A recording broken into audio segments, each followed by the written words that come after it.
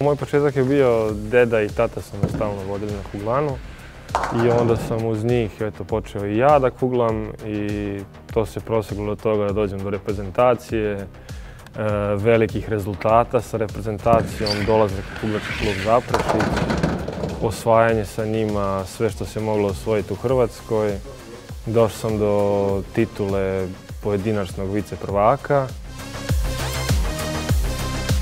Za 2023. godinu bio je taj svjetski kup, bio sam treći u Rijeci, osvojili smo sa Zaprešićem Europokal, bio sam MVP Europokala.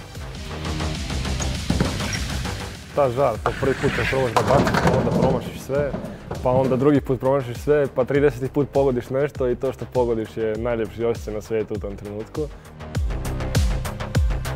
Kuglanje ili voliš ili ne voliš, to se jednostavno zakačiš za taj sport i taj sport onda guraš dok možeš.